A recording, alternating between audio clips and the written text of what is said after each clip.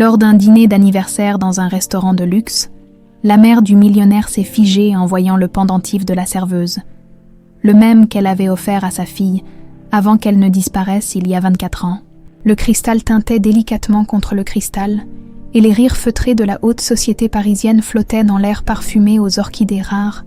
Le restaurant, la perle dorée, resplendissait ce soir-là comme un écrin précieux, ses murs habillés de soie dorée et ses lustres de baccarat projetant 1000 feux sur les convives élégamment vêtus. C'était le 15 septembre, et tout Paris qui comptait s'était déplacé pour célébrer les 52 ans d'Élodie Martin. « Maman, tu es radieuse ce soir », murmura Gabriel en se penchant vers sa mère, sa coupe de Krug millésimée à la main. À 28 ans, le jeune homme possédait cette assurance tranquille des héritiers bien éduqués, mais ses yeux verts trahissaient parfois une mélancolie que seule Élodie savait déchiffrer. Élodie Martin sourit, de ce sourire maîtrisé qu'elle avait perfectionné au fil des années, impeccable dans sa robe Chanel noire et or, ses cheveux châtains relevés en un chignon sophistiqué. Elle incarnait l'élégance française à la perfection. Pourtant, derrière cette façade irréprochable, son cœur portait une blessure que 24 années n'avaient jamais réussi à cicatriser. « Merci mon chéri », répondit-elle en caressant affectueusement la joue de son fils unique. « Cette soirée est parfaite, vraiment. » Henri Chevalier s'approcha alors de leur table, son éternel sourire bienveillant aux lèvres, à 55 ans. Le bras droit d'Élodie dans l'empire hôtelier Martin était devenu bien plus qu'un associé. Il était l'oncle de substitution que Gabriel n'avait jamais eu, l'ami fidèle sur qui Élodie pouvait compter en toutes circonstances. « Ma chère Élodie, permettez-moi de porter un toast », déclara-t-il en levant sa coupe, « à la femme la plus remarquable que je connaisse, qui a su transformer une tragédie en triomphe et qui continue d'inspirer tous ceux qui l'entourent. » Les convives applaudirent poliment tandis qu'Élodie acceptait les compliments avec grâce, mais au fond d'elle-même, elle savait que ce triomphe dont parlait Henri n'était qu'une façade brillante cachant un vide immense, car il y avait toujours cette chaise vide à table, celle qui aurait dû être occupée par Anaïs, sa petite princesse aux boucles blondes et aux yeux verts identiques à ceux de Gabriel. Le souvenir la frappa soudain avec une violence inouïe. 4 ans. Il n'avait que 4 ans quand c'était arrivé. Cette nuit maudite du 3 juin 2000, quand des hommes cagoulés avaient fait irruption dans la propriété familiale de Neuilly-sur-Seine. Gabriel avait réussi à s'échapper dans la confusion, mais Anaïs, sa petite Anaïs, avait disparu à jamais, emportant avec elle le petit cœur en argent que sa mère venait de lui passer autour du cou. Un bijou ancestral des Martin, transmis de mère en fille depuis des générations. « Madame Martin, excusez-moi, je peux vous resservir. » La voix douce mais assurée l'attira de ses sombres pensées. Élodie leva les yeux et découvrit une jeune femme d'une vingtaine d'années, vêtue de l'uniforme noir et blanc des serveurs du restaurant. Ses cheveux châtain clair étaient tirés en arrière, révélant un visage fin aux traits délicats. Mais ce qui frappa immédiatement Élodie, ce furent ses yeux verts si familiers, si troublants. « Bien sûr, mademoiselle. Boucher, Claire Boucher », répondit la jeune femme en esquissant un sourire professionnel tout en se penchant pour remplir la coupe d'Élodie. C'est à cet instant précis que le monde d'Élodie bascula, car là, suspendu au cou gracile de cet inconnu, brillait doucement sous les feux des lustres un petit cœur en argent. Le petit cœur en argent, celui qu'elle avait offert à sa fille quelques minutes avant que sa vie ne bascule dans l'horreur. Le sang d'Élodie se glaça dans ses veines. Sa respiration se bloqua, ses mains se mirent à trembler imperceptiblement, mais des décennies passées à dominer le monde impitoyable des affaires lui avaient appris à maîtriser ses émotions. Pas un muscle de son visage ne trahit le séisme qui venait de la bouleverser. « Merci, mademoiselle Boucher », articula-t-elle d'une voix parfaitement contrôlée. Claire continua son service, s'éloignant vers d'autres tables, inconsciente du tsunami qu'elle venait de déclencher. Élodie la suivit du regard, analysant chaque geste, chaque trait de ce visage qui lui rappelait tant. Non, c'était impossible. Combien de fois avait-elle cru reconnaître Anaïs dans la rue, dans un café, dans un magasin? Combien de fausses joies avait-elle endurées? « Maman, ça va ?» Gabriel avait remarqué la pâleur soudaine de sa mère. « Oui, tout va bien, mon chéri. Juste un petit malaise. Sans doute la chaleur. » Henri, toujours attentionné, se pencha vers elle. « Voulez-vous que j'appelle un médecin ?» Élodie. « Non, ce n'est rien, je vous assure. » Elle but une gorgée d'eau fraîche, tentant de retrouver sa contenance. « Parlez-moi plutôt de cette nouvelle acquisition à Marseille, Henri. Les négociations avancent-elles bien ?» Pendant que Henri se lançait dans une explication détaillée de leur dernier projet hôtelier, Élodie continuait d'observer Claire à la dérobée. La jeune femme évoluait entre les tables avec une grâce naturelle, traitant chaque client avec le même respect. Qu'il s'agisse d'un homme d'affaires influent ou d'une dame âgée venue seule, il y avait quelque chose de noble dans son attitude, une dignité qui ne s'achetait pas. « Cette serveuse, là-bas », dit soudain Gabriel, suivant le regard de sa mère. « Elle travaille ici depuis longtemps. » Henri jeta un coup d'œil discret vers Claire. « Quelques mois, je crois. Pourquoi cette question ? Comme ça, simple curiosité, elle a l'air différente des autres, plus authentique peut-être ?» Élodie observa son fils avec attention. Y avait-il quelque chose dans le ton de Gabriel, un intérêt qui dépassait la simple curiosité ? Elle connaissait son enfant mieux que quiconque.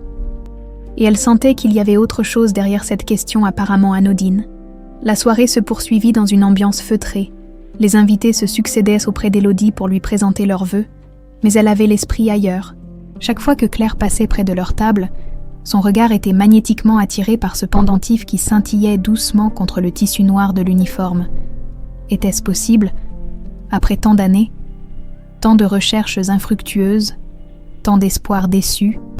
Les détectives privés qu'elle avait engagés au fil des années avaient fouillé la France entière, puis l'Europe, sans jamais trouver la moindre trace d'Anaïs.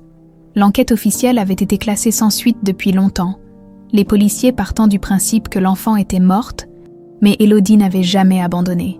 Une mère sait ces choses-là, au fond de son cœur. Elle avait toujours su que sa fille était vivante quelque part. Et voilà qu'une jeune femme au regard troublant portait le bijou de famille le plus précieux, celui qu'elle n'avait confié qu'à sa fille bien-aimée. « Maman, tu es sûre que ça va ?» Gabriel posait sa main sur celle de sa mère, inquiet de la voir si pensive. « Oui, mon cœur. Je réfléchissais juste, au temps qui passe, à tout ce qui a changé depuis. » Elle n'eut pas besoin de finir sa phrase. Gabriel comprit immédiatement qu'elle pensait à Anaïs, comme chaque année à cette période, comme à chaque anniversaire, à chaque fête de famille, cette absence qui pesait sur eux comme une chape de plomb, cette douleur sourde qui ne s'estompait jamais complètement. Henri, sentant la mélancolie s'installer, se racla discrètement la gorge. Et si nous portions un dernier toast, à l'avenir, à de nouveaux projets, à de nouvelles joies qui nous attendent? Élodie leva sa coupe, mais ses yeux restaient fixés sur Claire, qui débarrassait une table voisine. À cet instant, leurs regards se croisèrent brièvement. Claire sourit poliment, de ce sourire professionnel qu'elle adressait à tous les clients. Mais Élodie crut y déceler quelque chose d'autre, une étincelle familière qui fit battre son cœur plus fort. La soirée touchait à sa fin. Les invités commençaient à prendre congé, remerciant chaleureusement leur hôtesse pour cette soirée mémorable. Élodie acceptait les compliments machinalement, l'esprit entièrement accaparé par cette découverte qui chamboulait tout. Alors que Claire s'approchait pour débarrasser leur table, Élodie prit une décision. « Mademoiselle Boucher. »« Oui, Madame Martin. »« Ce pendentif que vous portez, il est très joli. C'est un bijou de famille. » Claire porta instinctivement la main à son cou, effleurant le petit cœur d'argent. « Oh, celui-ci, oui, en quelque sorte. Il appartenait à ma mère adoptive. Elle me l'a donné quand j'étais petite. » Le cœur d'Élodie manqua un battement. « Votre mère adoptive. » « Oui, elle m'a élevée depuis que je suis toute petite. Je ne me souviens même pas de mes vrais parents. » L'émotion submergea Élodie avec une telle force qu'elle dut s'accrocher au bord de la table. Gabriel, alarmé, se leva d'un bond. « Maman, ce n'est rien, ce n'est rien. » Elle respirait difficilement, luttant pour garder son sang-froid. « Excusez-moi, mademoiselle, j'ai eu un petit malaise. » Claire, inquiète, se pencha vers elle. « Puis-je faire quelque chose? Vous voulez que j'appelle quelqu'un ?» Dans ce geste spontané de sollicitude, Élodie reconnut quelque chose qui la bouleversa encore davantage. Cette gentillesse naturelle, cette empathie immédiate. Exactement comme Anaïs, qui consolait déjà les autres enfants quand elle n'avait que 4 ans. « Non, merci, ça va aller. » Henri aida Élodie à se lever, tandis que Gabriel récupérait le manteau de sa mère. « Rentrons, maman. Tu as eu une longue journée. » Alors qu'ils se dirigèrent vers la sortie, Élodie se retourna une dernière fois. Claire les regardait partir, une expression de genuine inquiétude dans ses beaux yeux verts, Dans la voiture qui les reconduisait vers Neuilly-sur-Seine, Élodie garda le silence, l'esprit en ébullition. 24 ans, 24 longues années d'attente, d'espoir et de désespoir. Et voilà qu'une jeune femme inconnue portait le pendentif de sa fille disparue, parlait d'adoption, avait exactement l'âge qu'aurait Anaïs aujourd'hui. Était-ce enfin le miracle qu'elle avait tant espéré, ou n'était-ce qu'une cruelle coïncidence de plus dans une vie déjà marquée par tant de souffrances? Une chose était certaine, cette nuit-là, Élodie Martin ne fermerait pas l'œil. 3 juin 2000, Neuilly-sur-Seine, 23h47. La nuit était d'un calme troublant, quand Sylvie Bernard remonta l'allée de gravier de la propriété Martin. Ses mains tremblaient, tandis qu'elle insérait la clé dans la serrure de service. Gouvernante depuis 8 ans dans cette maison, jamais elle n'avait imaginé qu'elle contribuerait un jour à détruire la famille qu'elle chérissait. « Mon Dieu, pardonnez-moi », murmura-t-elle, en désactivant le système d'alarme avec le code qu'elle connaissait par cœur. Henri l'avait coincé 3 semaines plus tôt. Les factures médicales de son fils Thomas, atteint d'une leucémie rare, s'accumulaient malgré ses petits détournements discrets sur les comptes de la maison. Elle pensait que personne ne s'en apercevrait, quelques centaines d'euros par-ci par-là, juste de quoi payer les traitements que la sécurité sociale ne couvrait pas entièrement. « Prison, Sylvie, c'est ce qui vous attend si cette histoire sort », avait menacé Henri ce soir-là dans son bureau. « Mais j'ai une proposition à vous faire, une seule petite faveur, et je fais disparaître toutes les preuves. Plus encore, je m'arrange pour que votre fils ait accès aux meilleurs spécialistes. » Elle avait accepté, pensant qu'il s'agissait d'espionnage industriel ou de dossiers confidentiels. Jamais elle n'avait imaginé, ça, 3 hommes cagoulés surgirent de l'ombre et la poussèrent brutalement à l'intérieur. « Où sont les gosses ?» cracha l'un d'eux.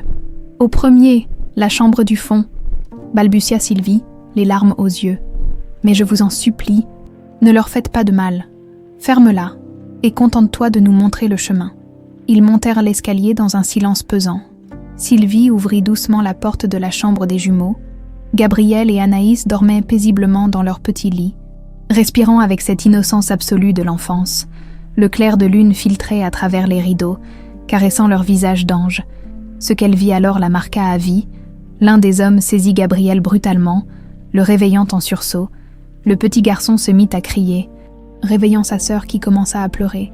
Mais Gabriel, avec cet instinct de survie mystérieux des enfants, mordit de toutes ses forces la main de son ravisseur et parvint à s'échapper, courant vers l'escalier en hurlant « Merde, attrapez-le !» ordonna le chef. Dans la confusion, Anaïs fut emportée en pleurs vers la fenêtre ouverte donnant sur le jardin. Sylvie vit le petit cœur en argent briller à son cou, ce bijou qu'Élodie venait de lui offrir avant le coucher. « Maman, maman !» criait la petite fille.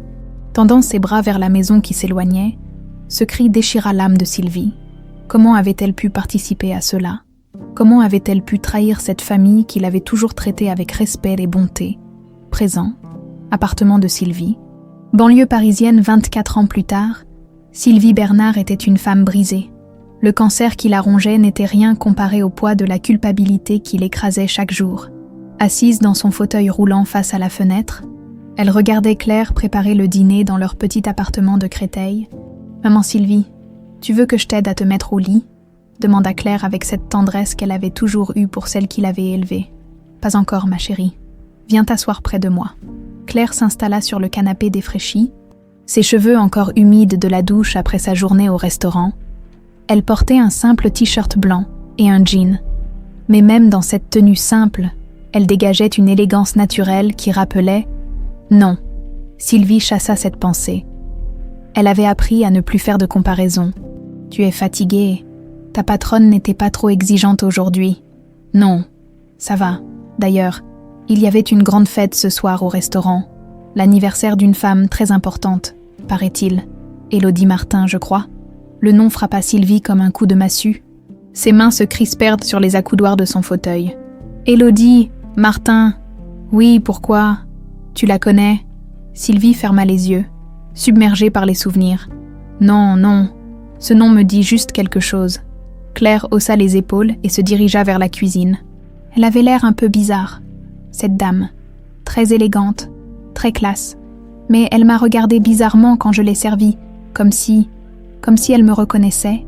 Le sang de Sylvie ne fit qu'un tour. « Qu'est-ce que tu veux dire ? Je ne sais pas trop. Elle a fait un malaise quand elle m'a vue de près. Et puis elle m'a posé des questions sur mon pendentif, tu sais, celui que tu m'as donné quand j'étais petite. » Sylvie sentit sa respiration s'accélérer. Après toutes ces années, était-ce possible qu'Élodie ait reconnu le bijou ? Elle avait toujours su que ce jour arriverait peut-être, mais elle avait espéré partir avant. Flashback, juin 2000, quelques heures après l'enlèvement, Sylvie avait suivi la voiture des ravisseurs à distance, conduite par un besoin viscéral de s'assurer que l'enfant était en sécurité. Il s'était arrêté dans un entrepôt abandonné de la banlieue Est, caché derrière des poubelles. Elle avait entendu leur conversation. « Le gosse s'est échappé, chef. Qu'est-ce qu'on fait de la gamine ? On s'en débarrasse, elle nous a vus. » « Non. » Sylvie était sortie de sa cachette sans réfléchir. « Vous ne pouvez pas. » « Tiens donc, la gouvernante, tu nous suis maintenant. Laissez-moi l'emmener, je la ferai disparaître. Personne ne saura jamais qu'elle a survécu. » L'homme avait réfléchi quelques secondes.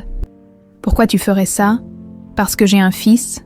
Parce que je sais ce que c'est de vouloir protéger un enfant ? » Après de longues négociations et des menaces, ils avaient fini par accepter.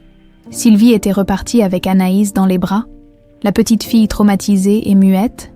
Elle avait quitté Paris le soir même, changeant d'identité pour toutes les deux. Anaïs était devenue Claire Boucher, et elles avaient commencé une nouvelle vie loin de tout. Présent, « Maman Sylvie, ça va, tu es toute pâle. » Claire s'était approchée. Inquiète de voir Sylvie si bouleversée, elle posa sa main sur le front de la femme qui l'avait élevée. « Ma chérie, il faut que je te dise quelque chose d'important. »« Quoi donc ? Tu m'inquiètes ?» Sylvie prit les mains de Claire dans les siennes. Comment lui annoncer la vérité ? Comment détruire en quelques mots la vie qu'elle avait construite pour la protéger ? Cette femme, Élodie Martin, elle ne t'a pas reconnue par hasard. Qu'est-ce que tu veux dire ? Claire, ma chérie, ton vrai nom, c'est Anaïs. Anaïs Martin. Le visage de Claire se vida de ses couleurs. Qu'est-ce que tu racontes ? Tu es sa fille, la fille d'Élodie Martin.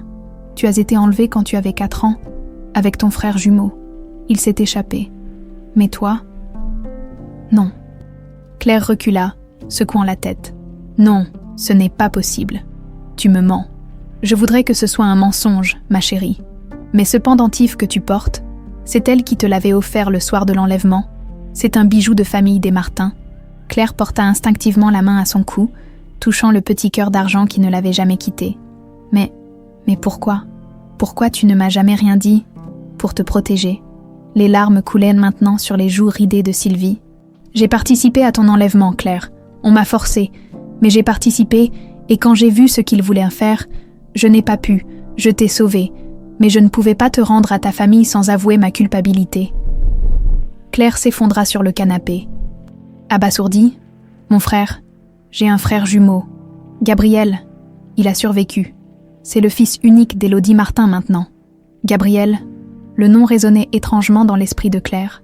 Attendez, il y avait un homme à cette fête ce soir. Élégant, cheveux bruns, yeux verts, il s'appelait Gabriel. Sylvie hocha tristement la tête. Votre ressemblance a toujours été frappante, même enfant. On vous confondait parfois. Claire se leva brusquement, arpentant le petit salon comme une lionne en cage. Ce n'est pas possible. Ce n'est pas possible. Ma vie entière est un mensonge. Non, ma chérie. L'amour que je t'ai donné était réel.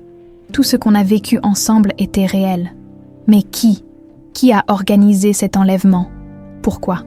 Le visage de Sylvie se durcit. Henri Chevalier, le bras droit d'Élodie. Il voulait hériter de l'Empire Martin. Sans descendance, Élodie l'aurait choisi comme successeur. Et maintenant, qu'est-ce qu'on fait maintenant ? Sylvie toussa violemment, crachant un peu de sang dans son mouchoir. Le cancer était en phase terminale. Elle le savait. Elle n'avait plus que quelques semaines, peut-être quelques jours. Maintenant, ma chérie, il faut que tu retrouves ta vraie famille. Il faut que tu dises la vérité à ta mère. Mais et toi ? Je ne peux pas t'abandonner. Je vais bientôt partir, Claire. Ce cancer me ronge depuis des mois. Mais avant de mourir, je veux réparer le mal que j'ai fait. Je veux que tu retrouves ta place. Claire s'agenouilla devant le fauteuil de Sylvie, posant sa tête sur ses genoux, comme elle le faisait enfant quand elle avait peur. Je ne sais pas si j'en ai la force, maman Sylvie. Tu l'as, ma chérie. Tu as toujours été forte, plus forte que tu ne le crois. Dehors, la nuit parisienne s'étendait, pleine de mystères et de possibilités. Dans quelques heures, Claire devrait retourner au restaurant, affronter le regard de cette femme qui était sa vraie mère, croiser peut-être ce Gabriel qui était son frère jumeau. Sa vie venait de basculer en quelques minutes. Tout ce qu'elle avait cru savoir sur elle-même s'effondrait, mais au fond de son cœur, une petite flamme commençait à briller, l'espoir, peut-être, de retrouver enfin sa place dans le monde. Le petit cœur d'argent brillait doucement dans la pénombre. Gardien silencieux de secrets trop longtemps enfouis, Gabriel Martin n'arrivait pas à chasser de son esprit l'image de cette jeune femme aux yeux verts.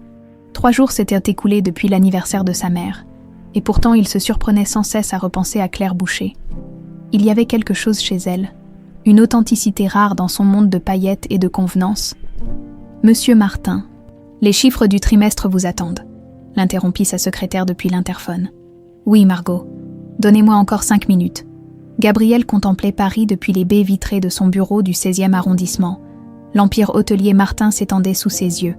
3 établissements 5 étoiles dans la capitale et une dizaine d'autres répartis sur la Côte d'Azur et dans les Alpes. À 28 ans, il était l'héritier d'une fortune considérable. Mais cette perspective ne l'enthousiasmait guère. Sa mère lui avait inculqué très tôt le sens des responsabilités et l'excellence. Mais Gabriel rêvait parfois d'une vie plus simple. Depuis l'enfance, il portait le poids d'être le fils miracle, celui qui avait survécu à la tragédie familiale. Cette culpabilité sourde ne l'avait jamais quitté. Pourquoi moi et pas elle? Cette question le hantait depuis 24 ans. Son téléphone vibra.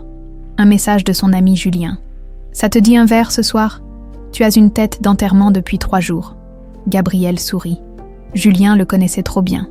Ils se retrouvèrent en fin d'après-midi dans un bar branché de Saint-Germain, loin de l'agitation des affaires familiales. « Alors, qu'est-ce qui te tracasse ?» demanda Julien en commandant 2 bières pression. « Rien de particulier, juste.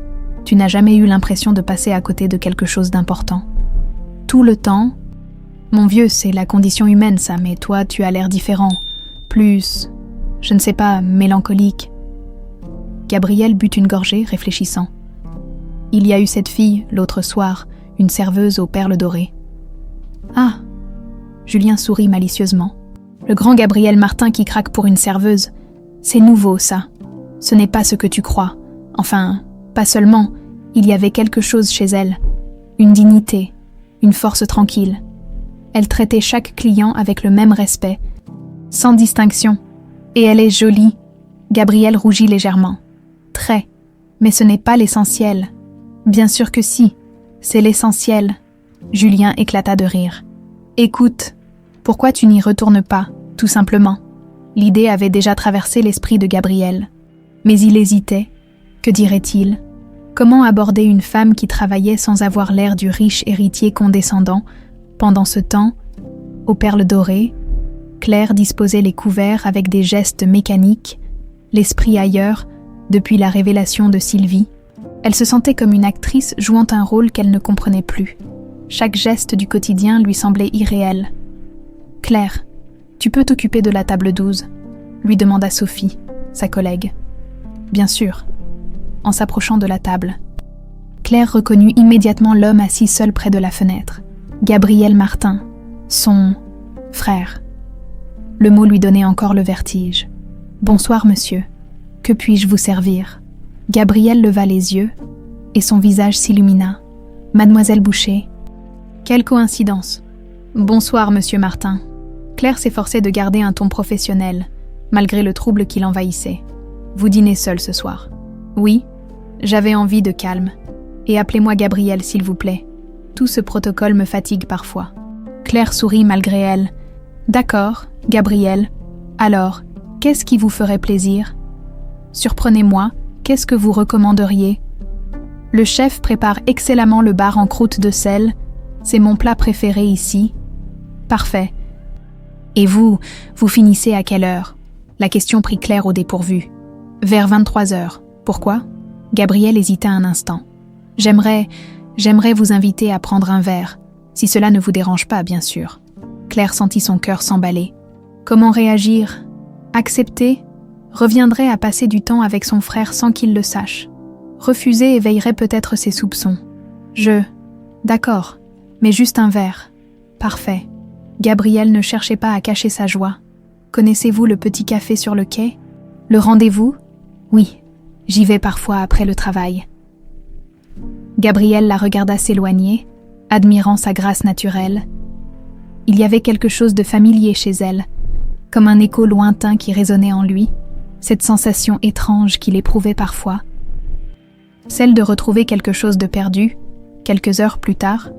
Le café Rendez-vous était presque vide à cette heure tardive. Gabriel avait choisi une table en terrasse, profitant de la douceur de cette soirée de septembre. Claire arriva vers 23h15. Ayant troqué son uniforme contre un simple jean et un pull crème qui mettait en valeur ses yeux verts, désolée du retard. La fermeture a pris plus de temps que prévu. Aucun problème. Qu'est-ce que vous buvez? Un thé au jasmin, s'il vous plaît. Gabriel commanda, et ils s'installèrent confortablement. La Seine coulait paisiblement devant eux, reflétant les lumières de la ville. Alors, Claire, parlez-moi de vous. Vous travaillez au restaurant depuis longtemps. Quelques mois seulement. J'ai commencé par nécessité, mais j'avoue que j'aime ce métier. Le contact humain, l'animation. Et avant, Claire hésita. Combien de vérités pouvait-elle révéler sans éveiller les soupçons? J'ai eu plusieurs emplois, vendeuse, assistante administrative. Je me débrouille. Vous avez de la famille? Ma mère, adoptive, elle est malade actuellement. La voix de Claire se voila légèrement. Gabriel perçut sa tristesse. Je suis désolée, c'est grave. Un cancer en phase terminale, les médecins disent. Elle ne put finir sa phrase, sans réfléchir. Gabriel posa sa main sur celle de Claire. Ce contact les électrisa tous les deux. Une sensation étrange, familière et troublante à la fois. Si vous avez besoin d'aide, pour les soins, les spécialistes, je connais d'excellents médecins. Claire retira doucement sa main, émue malgré elle par cette générosité spontanée. C'est très gentil, mais nous nous débrouillons.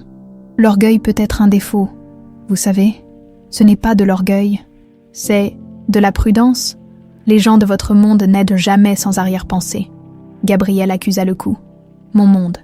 Vous savez bien, les riches, les puissants, vous avez tous des intentions cachées. Vous me jugez sans me connaître. Claire le regarda droit dans les yeux. Ses yeux verts, si semblables aux siens. Peut-être, mais j'ai appris à me méfier. Et si je vous disais que parfois, les apparences sont trompeuses, que derrière le costume et la fortune, il y a juste un homme qui cherche, quelque chose d'authentique. Qu'est-ce que vous cherchez exactement, Gabriel? La question le déstabilisa. Que cherchait-il vraiment? Je ne sais pas. Une connexion vraie, peut-être? Un sentiment d'appartenance? Claire fronça les sourcils. D'appartenance. J'ai grandi seule. Enfin, avec ma mère, mais j'ai toujours eu l'impression qu'il me manquait quelque chose. Quelqu'un. Ces mots résonnèrent en Claire comme un écho douloureux. Elle aussi avait toujours ressenti ce vide. Cette sensation d'incomplétude. Vous n'avez jamais eu de frères ou sœurs? Demanda-t-elle, testant le terrain. Le visage de Gabriel s'assombrit. J'avais une sœur jumelle, elle. Elle est morte quand nous étions enfants. Je suis désolée. Parfois, j'ai l'impression de la chercher encore. Ridicule. Non. Claire sentit les larmes lui monter aux yeux. Comment lui dire qu'elle était là, juste devant lui? Comment révéler une vérité qui bouleverserait leur vie à tous? Ce n'est pas ridicule. Les liens familiaux sont particuliers. Gabriel l'observa attentivement. Vous parlez comme si vous saviez de quoi il s'agit. J'ai toujours eu l'impression d'avoir oublié quelque chose d'important. Mes premiers souvenirs sont flous. Les traumatismes de l'enfance. Peut-être. Peut-être. Ils restèrent silencieux un moment, chacun perdu dans ses pensées. Une complicité étrange s'installait entre eux, faite de non-dits et de reconnaissance mutuelle. Claire, puis-je vous revoir? Pas comme client au restaurant, mais comme ça, pour parler? Claire hésita. Chaque minute passée avec Gabriel rendrait la révélation de la vérité plus difficile. Mais elle ne pouvait s'empêcher d'être attirée par cet homme qui était son frère. Par cette connexion inexplicable qu'elle ressentait. D'accord, mais je dois vous prévenir. Ma vie est compliquée en ce moment. La mienne aussi. Ils se séparèrent ce soir-là avec la promesse de se revoir. Ignorant tous deux qu'ils venaient de nouer le premier fil d'une relation qui allait changer leur vie à jamais, en rentrant chez elle, Claire trouva Sylvie endormie dans son fauteuil, une photo à la main, une photo jaunie montrant 2 enfants aux yeux verts, souriant et insouciant, Gabriel et Anaïs Martin. Avant que leur vie ne bascule, Claire prit délicatement la photo et caressa du doigt le visage de l'enfant qu'elle avait été. Dans quelques jours, il faudrait dire la vérité. Mais pour l'instant, elle voulait juste savourer ces moments volés avec le frère qu'elle avait retrouvé. Le petit cœur d'argent brillait doucement dans l'obscurité. Témoin silencieux de retrouvailles qui ne disaient pas leur nom. Élodie Martin n'avait pas fermé l'œil depuis 3 nuits. Assise dans son bureau personnel de la mansion de Neuilly-sur-Seine, elle fixait l'écran de son ordinateur où s'affichaient les résultats de ses premières recherches sur Claire Boucher. Les informations étaient maigres. Née officiellement à Créteil en 1996, élevée par Sylvie Bernard, aucune trace de père, scolarité normale mais sans éclat particulier. Ce qui troublait Élodie, c'était justement cette absence de traces avant l'âge de 5 ans, comme si Claire Boucher avait surgi du néant à cet âge précis. « Madame Martin », la voix de sa femme de chambre l'attira de ses réflexions. « Monsieur Gabriel demande à vous voir. Faites-le entrer, Mathilde. » Gabriel pénétra dans le bureau, remarquant immédiatement les cernes de sa mère et les dossiers éparpillés sur le bureau d'acajou. « Maman, tu n'as pas l'air d'aller bien, tu as dormi. » Élodie referma discrètement le dossier qu'elle consultait. « Un peu de fatigue, rien de grave. Comment s'est passée ta journée ?» Gabriel s'installa dans le fauteuil en cuir face au bureau, un sourire étrange aux lèvres. « Plutôt bien, en fait, j'ai dîné aux Perles Dorées hier soir. »« Ah !» Élodie s'efforça de garder un ton neutre. « Et comment était le service ?»« Excellent, d'ailleurs. J'ai eu l'occasion de parler avec cette serveuse, Claire Boucher, tu te souviens ? Celle qui t'avait servi le soir de ton anniversaire. » Le cœur d'Élodie s'accéléra. « Vraiment ? Et qu'est-ce qui vous a amené à discuter ?» Gabriel rougit légèrement. « Je l'ai invitée à prendre un verre après son service. » Gabriel. Élodie ne put masquer sa surprise. « Tu as invité une serveuse ? Pourquoi pas ? Elle est charmante, intelligente, authentique, tout ce qui manque aux filles de notre milieu. » Élodie se leva et fit quelques pas vers la fenêtre, tentant de rassembler ses idées. Comment réagir sans éveiller les soupçons de son fils ? Comment lui dire qu'il était peut-être en train de s'éprendre de sa propre sœur ? « Gabriel, mon chéri, tu ne connais rien de cette fille, sa famille, son passé. Justement, c'est ce qui m'intrigue. Elle a grandi avec sa mère adoptive, elle se débrouille seule depuis longtemps. Elle a du caractère. Sa mère adoptive. » Élodie se retourna vivement. « Elle t'a dit comment elle avait été adoptée ? » ?»« Non, pas vraiment. Pourquoi toutes ces questions ? On dirait un interrogatoire. » Élodie réalisa qu'elle en faisait trop. « Pardonne-moi. C'est juste que, je m'inquiète pour toi, les différences sociales peuvent créer des complications. » Gabriel se leva, agacé. « Maman, je ne suis plus un enfant, j'ai 28 ans. Et puis, qui te dit que c'est sérieux ? On a juste pris un verre. » « Bien sûr, tu as raison. » Élodie s'approcha de son fils et posa une main apaisante sur son bras. « C'est juste que tu es tout ce qui me reste, Gabriel. Je ne supporterai pas de te perdre. » Cette phrase, lourde de sous-entendus, toucha Gabriel au cœur. Il serra sa mère dans ses bras. « Tu ne me perdras jamais, maman. Jamais. » Après le départ de Gabriel, Élodie décrocha son téléphone et composa un numéro qu'elle connaissait par cœur. « Jean-Luc, c'est Élodie Martin. J'ai besoin de vos services. » Jean-Luc Moreau était le détective privé qu'elle employait depuis des années pour continuer les recherches sur Anaïs. Un homme discret et efficace qui avait exploré toutes les pistes possibles sans jamais baisser les bras. « Madame Martin, que puis-je faire pour vous ? J'ai besoin d'une enquête approfondie sur une certaine Claire Boucher, née officiellement en 1996. Et surtout, je veux tout savoir sur sa mère adoptive, Sylvie Bernard. » Des soupçons particuliers. Élodie hésita. Comment expliquer son intuition sans paraître folle ? Disons que certains éléments m'interpellent, le timing, l'âge et un bijou particulier. Je comprends. Combien de temps ai-je ? Le plus vite possible. Et Jean-Luc. Discrétion absolue. Personne ne doit savoir. Pas même mon fils. Pendant ce temps, chez Henri Chevalier sirotait un cognac dans son appartement du 7e arrondissement, contemplant les lumières de Paris depuis sa terrasse. 24 ans s'étaient écoulés depuis cette nuit fatidique, et il avait réussi à construire une position inattaquable au sein de l'Empire Martin. Son téléphone sonna, le nom d'Élodie s'affichait sur l'écran. « Élodie, il est tard, tout va bien ?» « Henri, Pardonnez-moi de vous déranger. J'aurais besoin de votre avis sur une question délicate. Je vous écoute. Gabrielle s'intéresse à une jeune femme, une employée du Perle Dorée, Claire Boucher. Vous la connaissez. Henri faillit lâcher son verre. Ce nom, il n'avait jamais su ce qu'était devenue la petite Anaïs après l'enlèvement raté. Les hommes de main lui avaient assuré qu'elle était morte, mais aucun corps n'avait jamais été retrouvé. Non, je ne vois pas. Pourquoi cette question? Simple curiosité, Gabrielle a l'air intéressée. Je me demandais si vous aviez des informations sur son passé.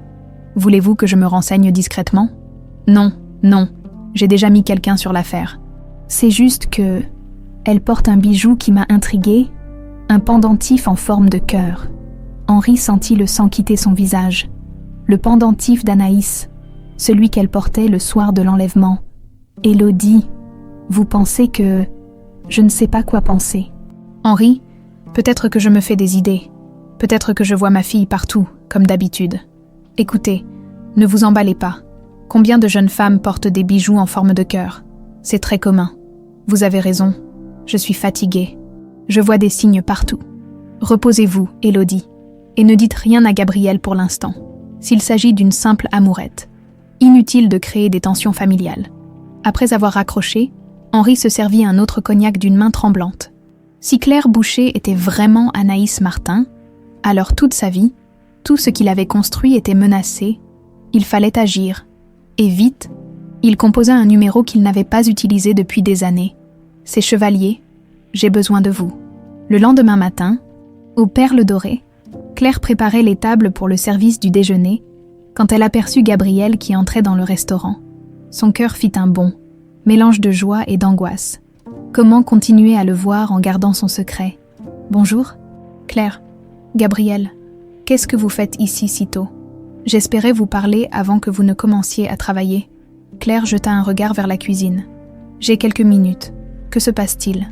Gabriel semblait nerveux, peu habituel chez cet homme habituellement si sûr de lui. Ma mère aimerait vous rencontrer. Votre mère? Claire pâlit. Pourquoi? Je lui ai parlé de vous. Elle était curieuse. Gabriel, je ne pense pas que ce soit une bonne idée. Nous appartenons à des mondes différents. Justement, elle a besoin de comprendre que ces différences n'ont pas d'importance. Claire sentit la panique l'envahir. Rencontrer Élodie Martin officiellement en tant que... Quoi? La petite amie de son fils. Comment gérer cette situation impossible? J'ai besoin de réfléchir. Gabriel s'approcha et prit délicatement sa main. Claire, qu'est-ce qui vous fait peur? Comment lui expliquer? Comment lui dire qu'elle était terrifiée à l'idée de briser sa famille en révélant la vérité? C'est compliqué. Gabriel, ma mère adoptive est très malade. Je ne peux pas me permettre de complications dans ma vie en ce moment. Au contraire, si ma mère vous appréciait, elle pourrait vous aider. Les meilleurs médecins, les meilleurs traitements. Je vous ai déjà dit que nous n'avions besoin de rien. La véhémence de Claire surprit Gabriel. Pourquoi refusez-vous toute aide? Qu'est-ce que vous cachez? Les mots résonnèrent comme une accusation. Claire sentit les larmes lui monter aux yeux. Je ne cache rien. Je protège juste ce qui me reste de famille. Gabriel réalisa qu'il avait été trop loin. Pardonnez-moi, je ne voulais pas vous brusquer. Il faut que je travaille maintenant. Claire, attendez. Mais elle s'était déjà éloignée, laissant Gabriel seul avec ses questions. Il y avait définitivement quelque chose que Claire ne lui disait pas. Une part d'ombre dans sa vie qu'elle refusait de révéler. En rentrant chez lui, Gabriel croisa Henri dans le hall de l'immeuble Martin. « Gabriel, comment allez-vous ?»« Très bien, oncle Henri. Vous venez voir maman ?»« Oui, nous avons quelques dossiers à régler. » Gabriel hésita un instant.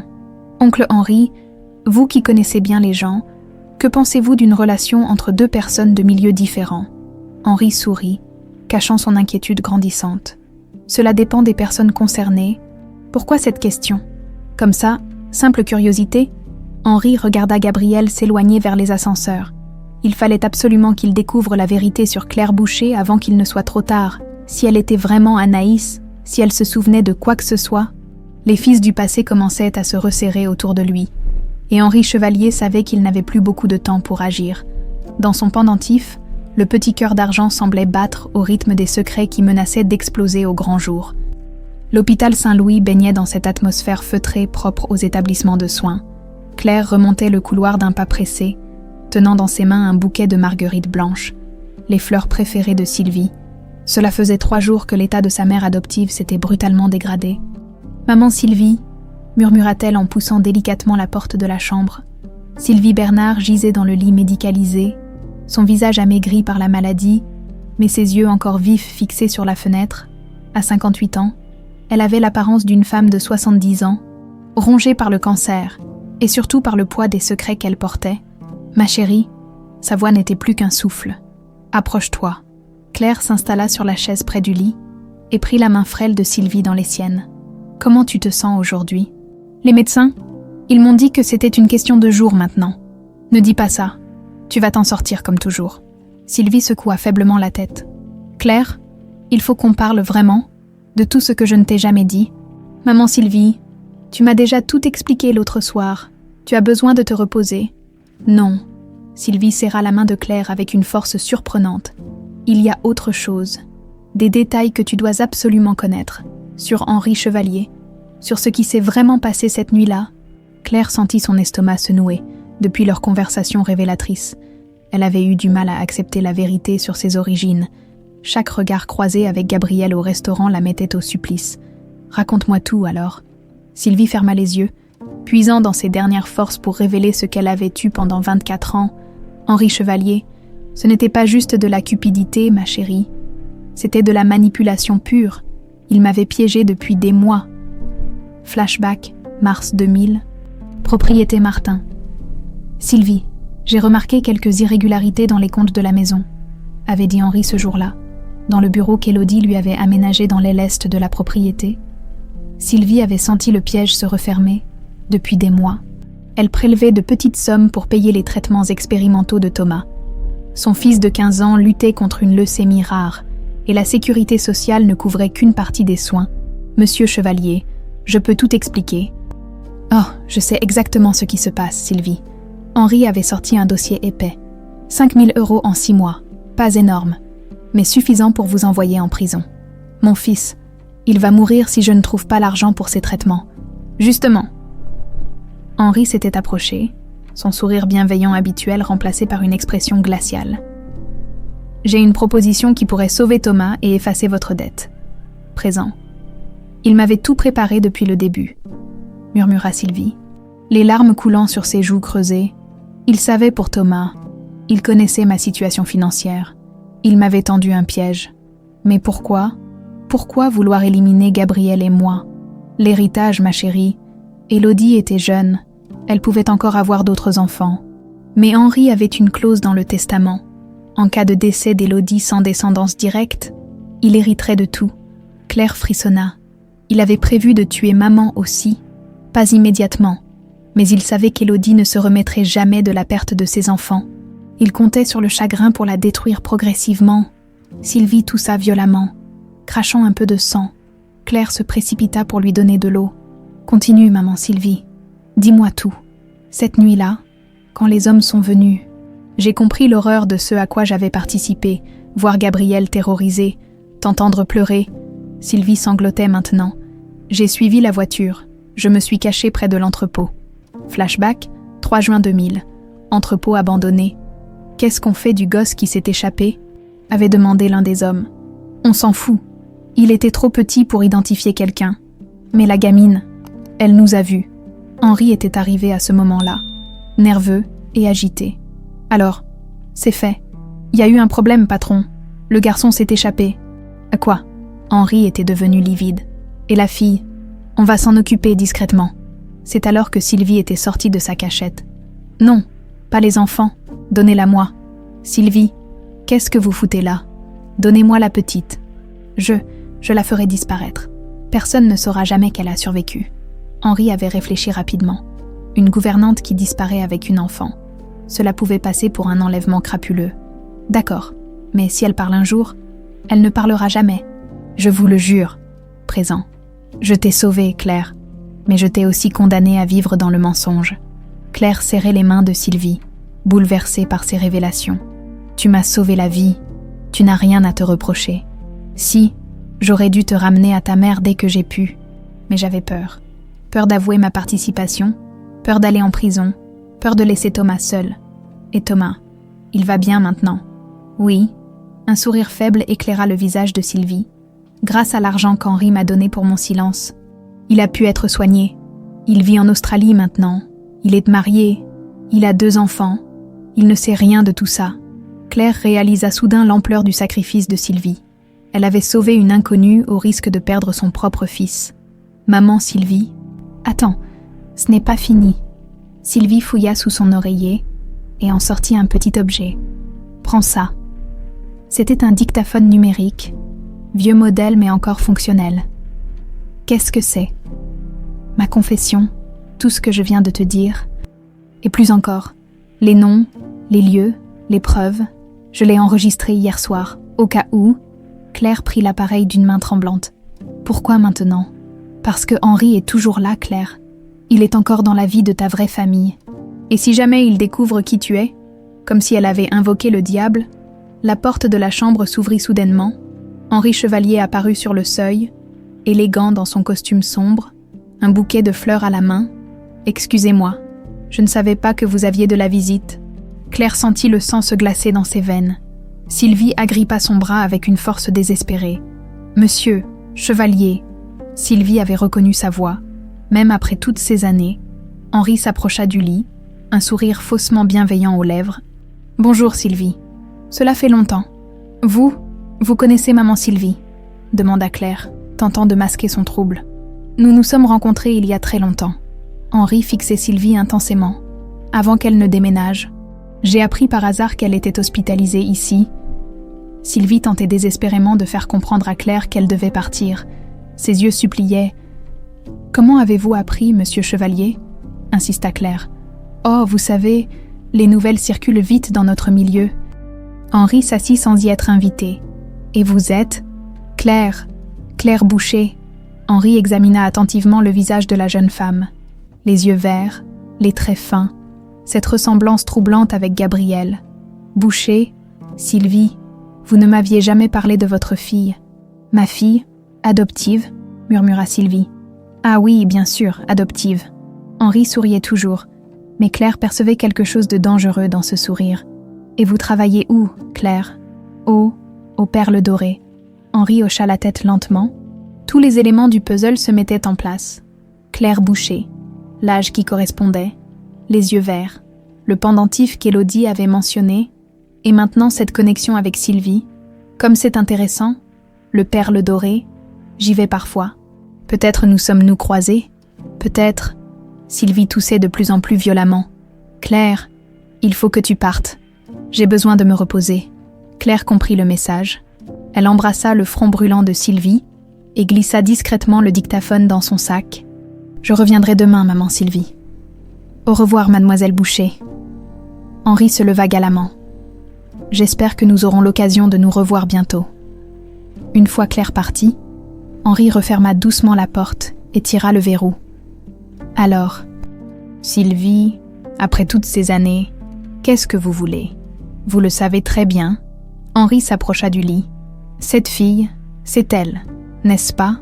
C'est Anaïs Martin. » Sylvie ne répondit pas, mais son silence était plus éloquent que tous les aveux. « 24 ans, Sylvie, 24 ans que vous me mentez, que vous cachez la vérité. Je l'ai protégée. Vous l'avez protégée, oui, mais maintenant, elle représente un danger, pour moi, pour tout ce que j'ai construit. Elle ne sait rien. Non, elle sait tout. Je l'ai vu dans ses yeux.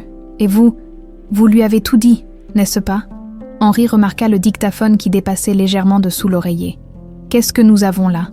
Il s'empara de l'appareil et vit que l'enregistrement avait duré plus d'1 heure. « Ma confession, » murmura Sylvie. « Votre confession. » Henri sourit froidement. « Heureusement que je suis arrivé à temps. » Il effaça l'enregistrement d'un geste, puis glissa l'appareil dans sa poche. « Maintenant, Sylvie, nous allons avoir une petite conversation.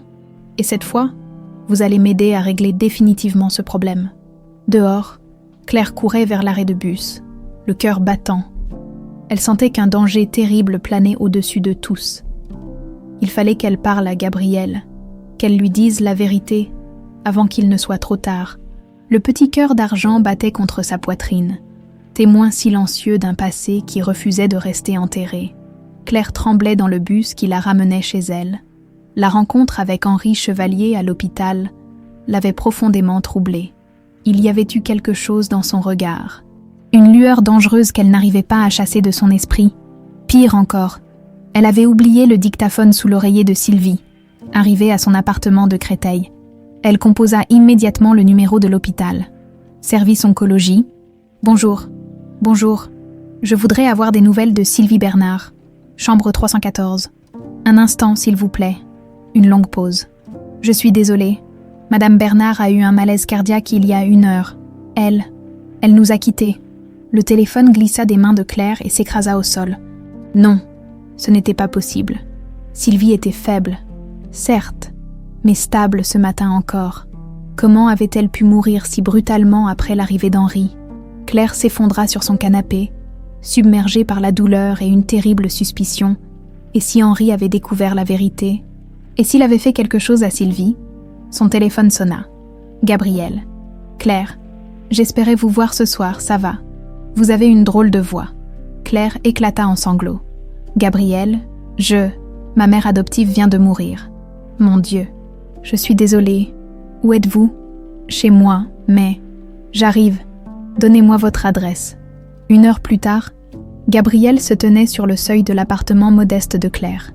Il la prit immédiatement dans ses bras, et elle se laissa aller contre lui, cherchant un réconfort qu'elle ne pouvait plus trouver nulle part ailleurs. « Racontez-moi ce qui s'est passé. » Claire hésita.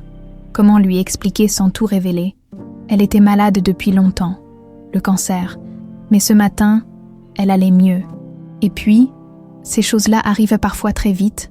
Gabriel, Claire leva vers lui ses yeux rougis par les larmes. « Il faut que je vous dise quelque chose d'important. » Gabriel s'installa à côté d'elle sur le canapé. « Je vous écoute. » Claire prit une profonde inspiration. Le moment était venu. Elle ne pouvait plus vivre dans le mensonge. « Gabriel, vous m'avez dit que vous aviez eu une sœur jumelle, qu'elle était morte quand vous étiez enfant. »« Oui, Anaïs. Pourquoi ? Et si elle n'était pas morte ?» Gabriel fronça les sourcils. « Claire, qu'est-ce que vous voulez dire ? Et si elle avait survécu ? Et si elle avait grandi ailleurs, sous un autre nom, sans savoir qui elle était vraiment ?» Gabriel se leva brusquement. « Claire, arrêtez. Je ne comprends pas où vous voulez en venir. » Gabriel. Claire toucha délicatement son pendentif. « Ce bijou que je porte, c'est un héritage familial des Martin, n'est-ce pas ?» Le visage de Gabriel devint livide.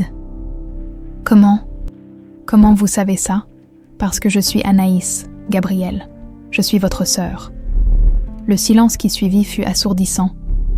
Gabriel la dévisageait comme s'il la voyait pour la première fois, cherchant des traces de ressemblance qu'il avait inconsciemment remarquées. « Non, sa voix n'était qu'un murmure. Non, c'est impossible. Sylvie me l'a dit avant de mourir, elle. Elle a participé à notre enlèvement. Elle m'a sauvée et m'a élevée sous un faux nom. » Gabriel recula, choqué. « Vous mentez, c'est impossible. Gabriel, regardez-moi. Vraiment, nos yeux, nos traits, vous n'avez jamais remarqué. » Gabriel l'observa attentivement et, pour la première fois, vit réellement la ressemblance. Cette sensation familière qu'il éprouvait en sa présence prenait soudain tout son sens. « Mon Dieu !» Il s'effondra dans un fauteuil. « Vous êtes vraiment votre sœur. » Oui. Gabriel porta ses mains à son visage. « Claire, Anaïs, nous sommes. Je sais. » Claire pleurait maintenant à chaudes larmes. « Je sais ce que nous avons ressenti l'un pour l'autre. Cette attraction, cette complicité. C'était notre lien de sang. » Gabriel avait l'air totalement bouleversé. Cette connexion que je ressentais. Sylvie m'a dit que l'enlèvement avait été organisé par Henri Chevalier. Il voulait éliminer les héritiers pour récupérer l'empire familial. Henri. Gabriel releva la tête brusquement. « C'est impossible. Il nous a toujours protégés, maman et moi. Il a manipulé Sylvie en la faisant chanter. Et aujourd'hui... » Claire hésita. « Je pense qu'il l'a tuée. Claire, vous êtes en état de choc. Henri ne ferait jamais. Il était à l'hôpital cet après-midi. Il est venu voir Sylvie. 1 heure plus tard, elle était morte. Gabriel se leva et commença à faire les 100 pas. « Il faut prévenir maman. Il faut lui dire que vous êtes. J'ai peur, Gabriel. Si Henri découvre que je sais tout. » Gabriel s'approcha et prit les mains de Claire dans les siennes. « Je ne laisserai personne vous faire du mal. Plus jamais. » Pendant ce temps, chez Élodie tournait en rond dans son salon, le rapport de Jean-Luc Moreau à la main. Le détective avait fait du bon travail. Claire Boucher était bien née officiellement en 1996, mais aucune trace de sa naissance réelle. Plus troublant encore, Sylvie Bernard avait été employée chez les Martin jusqu'en juin 2000, date à laquelle elle avait disparu sans explication. Son téléphone sonna. « Gabriel, maman, il faut que je vous voie. Immédiatement. Gabriel, il est tard. Qu'est-ce qui se passe? Je suis avec Claire, elle. Elle a quelque chose d'important à vous dire. » Le cœur d'Élodie s'emballa. « Elle est avec toi. Amène-la, tout de suite. » 1 heure plus tard, la voiture de Gabriel franchissait les grilles de la propriété de Neuilly-sur-Seine. Claire contemplait la majestueuse demeure familiale, essayant de faire remonter des souvenirs enfouis. « Vous vous souvenez de quelque chose ?» demanda doucement Gabriel. « Des fragments, cette allée, ces fenêtres, comme des images floues. » Élodie les attendait dans le grand salon, pâle comme un linge. Quand Claire entra, le temps sembla s'arrêter. Face à face, mère et fille se dévisagèrent en silence. « Mon Dieu !» murmura Élodie. « C'est vraiment toi. » Claire hocha la tête, incapable de parler. Élodie s'approcha lentement. Comme si elle craignait qu'un geste trop brusque ne fasse disparaître cette apparition, le pendentif. Élodie tendit une main tremblante vers le bijou. « Je te l'avais donné le soir où... »« Maman !» murmura Claire. Et ce mot brisa le barrage de retenue qu'Élodie avait maintenu pendant 24 ans. Élodie prit sa fille dans ses bras et s'effondra en sanglots. « Ma petite fille, ma petite Anaïs. » Gabriel assistait à ces retrouvailles avec un mélange d'émotion et de culpabilité. Comment avait-il pu être attiré par sa propre sœur? « Maman, » dit-il doucement, « il y a autre chose, Claire. Anaïs, elle sait qui a organisé l'enlèvement. » Élodie se redressa, ses yeux brillants d'une lueur dangereuse. « Qui? Henri Chevalier. » Élodie chancela. « Henri, non. Impossible. Sylvie Bernard. La femme qui m'a élevée me l'a confessé avant de mourir. Elle avait participé à l'enlèvement, mais elle m'a sauvée. Sylvie Bernard. » Élodie se souvenait maintenant. Notre ancienne gouvernante. Elle avait disparu en même temps que... Elle m'a emmenée pour me protéger. Mais Henri l'avait manipulée en la faisant chanter.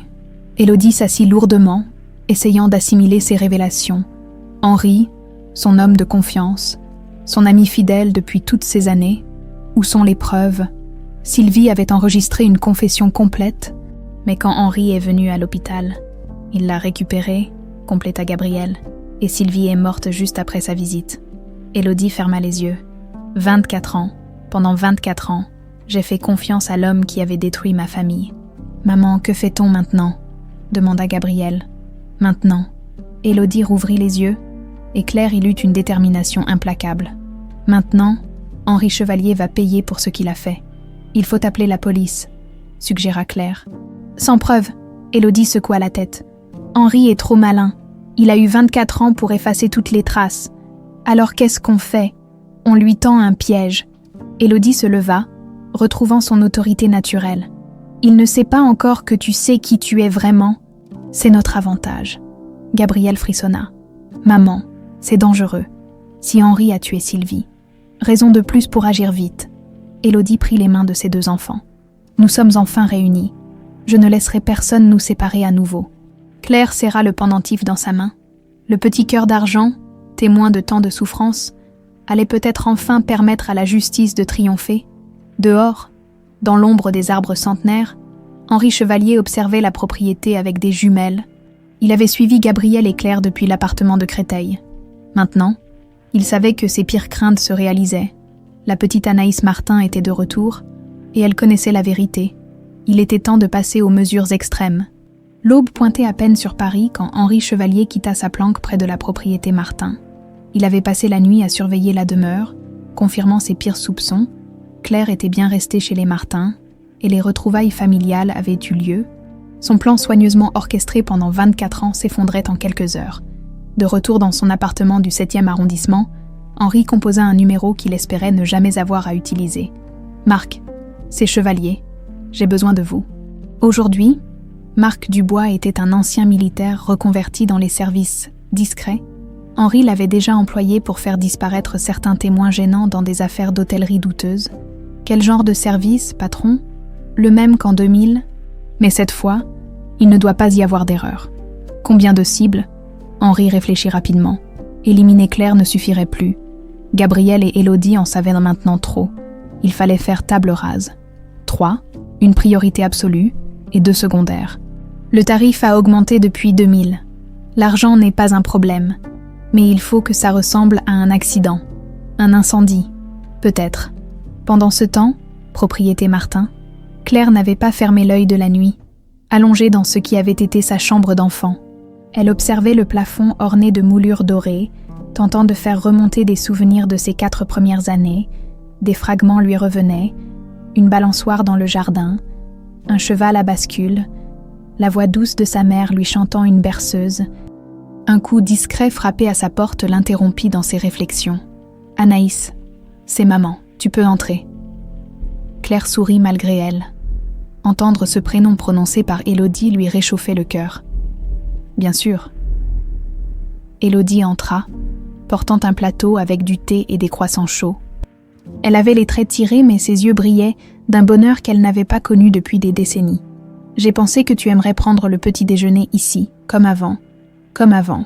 Tu adorais manger dans ta chambre le dimanche matin. Tu disais que c'était comme un pique-nique au lit. » Claire sentit une émotion l'envahir. Ces petits détails du quotidien qu'elle avait perdus. Cette complicité mère-fille qu'elle n'avait jamais vraiment connue avec Sylvie. « Maman ?» Le mot coulait maintenant naturellement. « Qu'est-ce qu'on va faire pour Henri ?» Élodie s'assit au bord du lit. « Gabriel et moi, nous avons réfléchi toute la nuit. Nous allons lui tendre un piège. Lui faire croire que tu ne sais encore rien, que tu es juste une employée que Gabriel fréquente.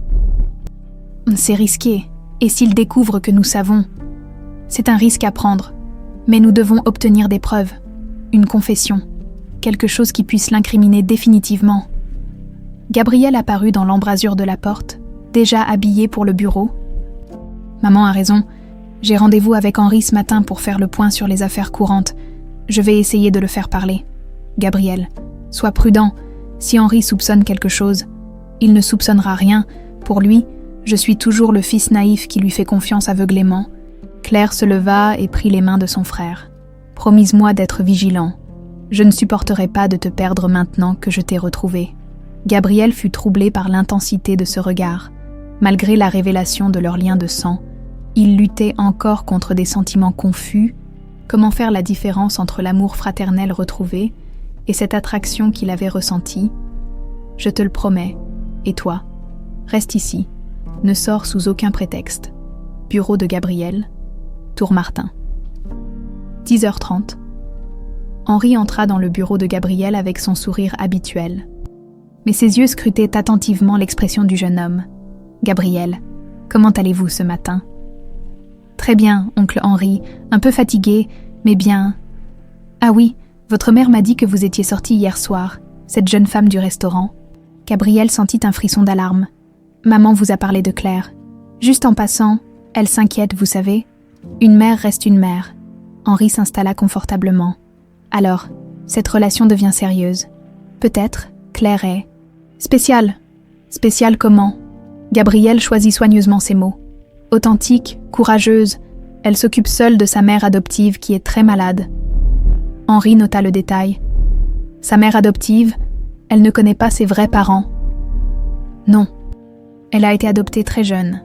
Elle ne se souvient de rien de sa petite enfance. Comme c'est triste. » Henri compatissait avec une sincérité parfaite. « Et cette mère adoptive, elle va mieux. En fait... » Gabriel baissa la voix, jouant parfaitement son rôle. « Elle est morte hier. » Claire est effondrée. Henri dut faire appel à tout son self-control pour ne pas laisser paraître sa satisfaction. « Oh mon Dieu, comme c'est terrible. Mes condoléances à mademoiselle. » Boucher, Claire Boucher. Bien sûr. Pauvre petite, elle doit se sentir bien seule maintenant. C'est pour ça que je l'ai ramenée à la maison hier soir. Maman a insisté pour qu'elle reste quelques jours, le temps de... Henri se figea. « Elle est chez vous. Oui, maman a eu un vrai coup de cœur pour elle. Elle dit qu'elle lui rappelle quelqu'un. Henri sentit la sueur perler sur son front. Quelqu'un. Je ne sais pas, une impression sans doute. Henri réfléchissait à toute vitesse. Si Claire était dans la propriété Martin, cela compliquait ses plans. Mais cela lui donnait aussi une opportunité unique d'éliminer toute la famille d'un coup. Gabrielle, j'espère que vous ne précipitez rien avec cette jeune femme. Les différences sociales. Oncle Henri, vous me décevez. Je ne vous savais pas si conventionnel. Ce n'est pas du conventionnalisme, c'est de la prudence. Vous ne connaissez rien de son passé, de sa vraie famille. Qu'est-ce que cela peut faire? Elle est orpheline. Elle a été élevée par une femme qui l'aimait. C'est suffisant. Henri changea de tactique. Bien sûr, vous avez raison. D'ailleurs, si elle vous rend heureux, peut-être pourrais-je faire quelque chose pour elle, l'aider financièrement, lui trouver un meilleur emploi. C'est gentil, mais Claire est très indépendante. Elle n'accepterait jamais, même de la part du futur beau-père. Henri sourit, testant le terrain. Gabrielle rougit. Henri, nous n'en sommes pas là. Mais vous y pensez, n'est-ce pas? Peut-être. Henri quitta le bureau 1 heure plus tard, ayant obtenu toutes les informations dont il avait besoin. Claire était bien dans la propriété Martin. Gabrielle semblait ne se douter de rien. Et la famille était réunie sous le même toit. Parfait. Il composa le numéro de Marc. C'est moi. Le plan change. Les 3 cibles sont au même endroit. Une propriété à Neuilly-sur-Seine. Quand? Ce soir, vers minuit. Un incendie accidentel. Un court-circuit électrique, par exemple. Reçu, patron. Propriété Martin. 18h. Gabriel rentrait plus tôt que prévu, inquiet après sa conversation avec Henri. Il trouva Claire et Élodie dans le salon. Penchés sur de vieux albums photos. « Regardez !» s'exclama Claire avec émerveillement. « Maman m'a retrouvé des photos de nous quand nous étions petits. » Gabriel s'approcha et découvrit des clichés de 2 enfants identiques jouant dans le jardin, se tenant par la main, souriant à l'objectif. « On était vraiment inséparables », murmura-t-il. « Vous ne vous quittiez jamais », confirma Élodie. « Même pour dormir, vous vouliez toujours être dans la même chambre. » « Et maintenant ?» demanda Claire en levant les yeux vers Gabriel. « Comment va-t-on gérer ça ?» Gabriel s'assit en face d'elle. « Je ne sais pas. Ces sentiments que j'ai eus pour vous, c'était notre lien de sang qui parlait, d'une façon détournée, maintenant que je sais.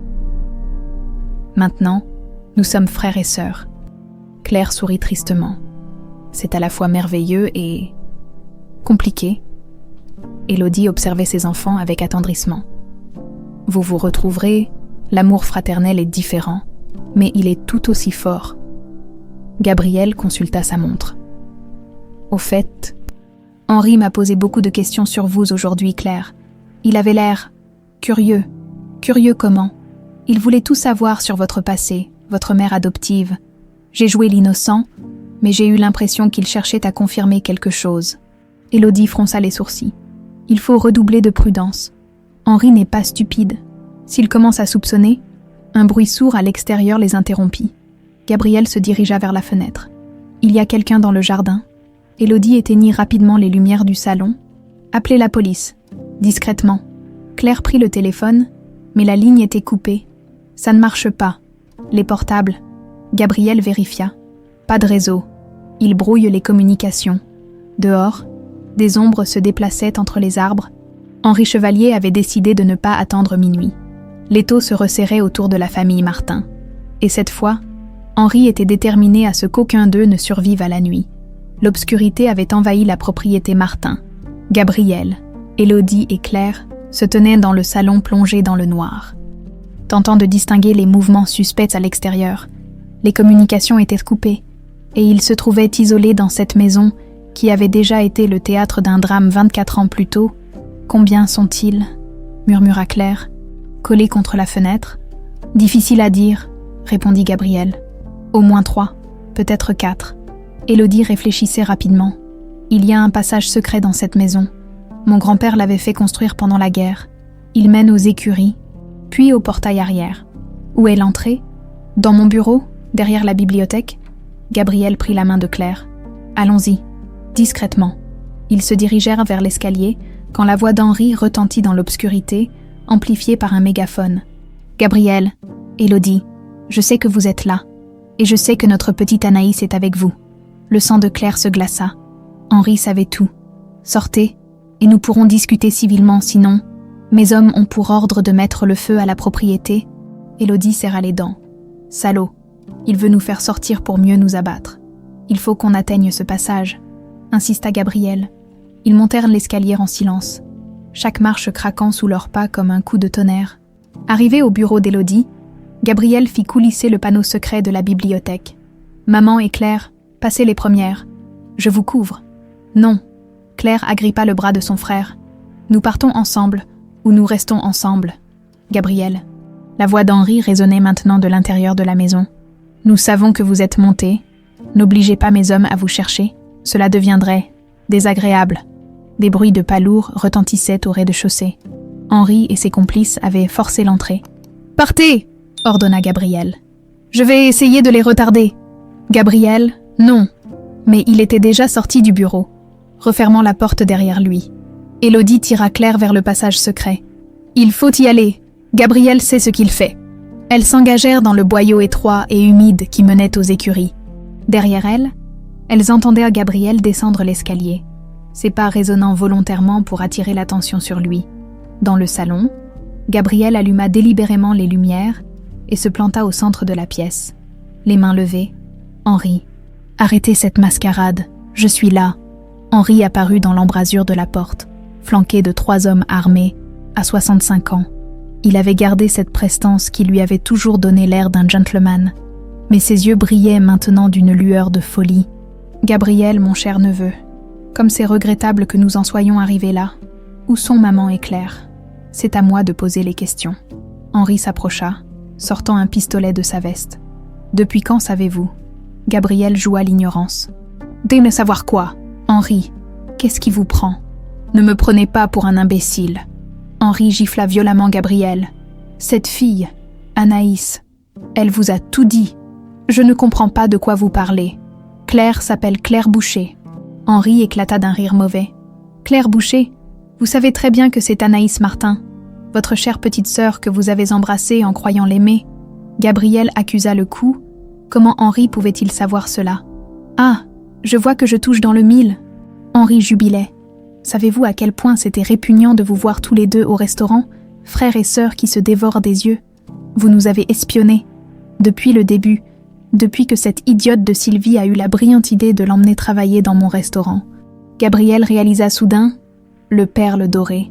C'est vous qui l'avez placé là-bas. » Évidemment, j'avais des doutes depuis des années. Cette ressemblance troublante avec vous, cet âge qui correspondait, il fallait que je vérifie, et quand votre mère a vu le pendentif, Henri s'interrompit, savourant sa supériorité. « Où sont Élodie et Anaïs, Gabriel ?»« Je ne sais pas. Elles étaient là il y a 5 minutes. » Henri fit signe à ses hommes. Fouillez la maison, chaque recoin, chaque placard, dans le passage secret. Élodie et Claire avançaient tant bien que mal dans l'obscurité totale. Le boyau sentait l'humidité et la terre, et des toiles d'araignée leur collaient au visage. « Maman, combien de temps encore ? Presque arrivé. Je reconnais cette odeur de foin. » Elles débouchèrent effectivement dans les anciennes écuries. Converties en garage, la voiture d'Élodie était garée là, mais les clés étaient restées dans la maison. Les clés de secours. Élodie se dirigea vers un petit coffre dissimulé derrière des outils de jardinage. Mon père avait toujours peur d'être bloqué dehors. Elle récupéra les clés et monta en voiture avec Claire. Le moteur démarra au quart de tour. Où va-t-on ? Au commissariat. Il faut prévenir la police. Mais au moment où elle franchissait le portail arrière, un 4x4 noir leur barra la route. Marc Dubois et un complice en descendirent, armes au poing. « Coupez le moteur. Descendez. » Élodie écrasa l'accélérateur et fonça droit sur eux. Marc plongea sur le côté en tirant. Le pare-brise explosa, mais la voiture passa. « Ça va ?» cria Élodie. « Oui, continue. » Derrière elle, le 4x4 se lançait à leur poursuite. Dans le salon, Henri avait perdu patience. Ses hommes revenaient à bredouille de leur fouille. « Elles ont disparu. C'est impossible. »« Patron, il y a peut-être un passage secret, » suggéra l'un des hommes. Henri frappa Gabriel avec la crosse de son pistolet. « Où est ce passage ?» Gabriel cracha du sang. « Allez au diable. Vous savez, Gabriel, j'ai toujours eu de l'affection pour vous. Même quand j'ai organisé votre enlèvement, vous étiez un enfant si attachant. Gabriel le dévisageait avec horreur. Vous êtes un monstre, un homme d'affaires. Simplement, savez-vous combien vaut l'Empire Martin aujourd'hui ? 8 milliards d'euros, 8 milliards que j'ai aidé à construire. Et pour quelle reconnaissance ? Henri arpentait la pièce, libérant enfin la frustration de 24 années. Votre mère ne m'a jamais considéré comme un égal, toujours le fidèle Henri, le dévoué Henri, jamais un vrai associé. Alors vous avez décidé de tuer ses enfants. J'ai décidé de prendre ce qui me revenait de droit. Henri pointait maintenant son arme sur Gabriel. Et aujourd'hui, je vais finir le travail. Le téléphone d'Henri sonna. Marc. Patron, on a un problème. La mère et la fille nous ont échappé. Elles foncent vers Paris. Henri devint livide. Rattrapez-les, à n'importe quel prix. On essaie, mais elles ont de l'avance. Henri raccrocha rageusement. Votre mère et votre sœur vont mourir cette nuit, Gabriel. Mais vous allez mourir maintenant. Il arma son pistolet et visa la tête de Gabriel. Adieu, mon cher neveu. Un coup de feu retentit. Henri s'effondra, touché en pleine poitrine. Derrière lui, Jean-Luc Moreau, le détective privé d'Élodie, tenait encore son arme fumante. Police. Ne bougez plus. Une dizaine de policiers firent irruption dans la pièce, maîtrisant les complices d'Henri. Gabriel se précipita vers Henri agonisant. Pourquoi avoir fait ça ? Henri sourit dans un dernier souffle. Parce que je le valais bien. Il mourut avec ce sourire cruel aux lèvres, emportant avec lui le secret de 24 années de mensonges et de manipulations. Sur l'autoroute A86, Élodie reçut l'appel de Jean-Luc au moment où elle entrait dans Paris. « Madame Martin, c'est fini. Henri est mort. Gabriel va bien. » Élodie s'arrêta sur le bas-côté et fondit en larmes. Claire la prit dans ses bras. « C'est fini, maman. C'est vraiment fini. » Pour la première fois depuis 24 ans, Élodie Martin pouvait enfin respirer librement. Sa famille était réunie, et l'homme qui avait détruit leur bonheur avait payé le prix de ses crimes. Le cauchemar était terminé, 15 jours plus tard. Cimetière du Père-Lachaise.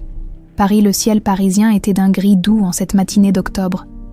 Comme s'il respectait le recueillement de cette petite assemblée réunie autour d'une tombe modeste, Claire tenait dans ses mains un bouquet de marguerites blanches, les fleurs préférées de Sylvie Bernard. À ses côtés, Gabriel et Élodie l'entouraient d'une présence rassurante. « Au revoir, maman Sylvie », murmura Claire en déposant les fleurs sur la pierre tombale. « Merci pour tout ce que tu as fait. Merci de m'avoir sauvé la vie. Merci de m'avoir aimée. » Les larmes coulaient librement sur ses joues. Depuis la mort d'Henri, elle avait enfin pu faire son deuil de la femme qui l'avait élevée, comprenant désormais toute la complexité de ses sentiments, la colère pour les mensonges, la reconnaissance pour l'amour, le pardon pour les erreurs. Élodie posa une main réconfortante sur l'épaule de sa fille. Bon, elle t'aimait vraiment, tu sais. Malgré tout ce qui s'est passé, elle t'aimait comme sa propre fille. Je sais. Claire essuya ses larmes. Et je l'aimais aussi. C'est ça qui rend tout si compliqué. Gabriel s'approcha et entoura ses épaules de son bras. Tu as le droit d'aimer les deux, Anaïs. Sylvie t'a donné 24 ans de sa vie. Ça ne s'efface pas. Claire sourit à travers ses larmes. Tu sais que tu peux m'appeler Claire si tu veux, Anaïs. C'est mon passé, Claire. C'est celle que je suis devenue. Et si tu étais les deux à la fois, suggéra Élodie. Claire Anaïs Martin, tu pourrais garder le prénom que Sylvie t'a donné, tout en reprenant ton identité. Claire réfléchit un instant. Claire Anaïs Martin, ça sonne bien. Ils quittèrent le cimetière en silence, chacun perdu dans ses pensées. Les 2 semaines écoulées depuis la mort d'Henri avaient été un tourbillon d'émotions et de révélations. L'enquête policière avait confirmé tous les éléments de l'affaire. Henri avait bien orchestré l'enlèvement de 2000, manipulé Sylvie et tenté d'éliminer définitivement les témoins gênants. Propriété Martin, salon familial de retour à Neuilly-sur-Seine, ils s'installèrent dans le petit salon, celui qu'Élodie préférait pour les moments intimes. Gabriel servit du thé, tandis que Claire contemplait les photos de famille qu'Élodie avait ressorties de leur carton. « Regarde celle-ci », dit Élodie, en montrant un cliché où les jumeaux, âgés de 3 ans, construisaient un château de sable. C'était à Deauville, l'été avant l'enlèvement, vous étiez inséparables. Gabriel observa la photo avec mélancolie. J'ai des souvenirs très flous de cette époque. Parfois, Je me demande si c'est vraiment des souvenirs ou si mon cerveau a reconstitué des images à partir de ce qu'on m'a raconté. Moi, c'est encore plus flou, avoua Claire. Quelques images, quelques sensations. Cette balançoire dans le jardin, par exemple. Je me souviens de la sensation de voler. Tu adorais cette balançoire, s'exclama Élodie. Tu demandais toujours à Gabrielle de te pousser plus haut.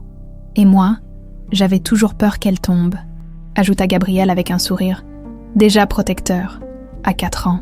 Un silence confortable s'installa. Ils apprenaient à se redécouvrir, à reconstruire des liens que le temps et les circonstances avaient brisés. Gabrielle, dit soudain Claire, comment tu gères? Nous deux, je veux dire, ces sentiments qu'on a eus. Gabrielle rougit légèrement. C'est déroutant, parfois, je te regarde, et je ressens encore cette attraction. Puis, je me rappelle qui tu es, et c'est comme si mon cerveau se réorganisait. Moi aussi. Claire baissa les yeux.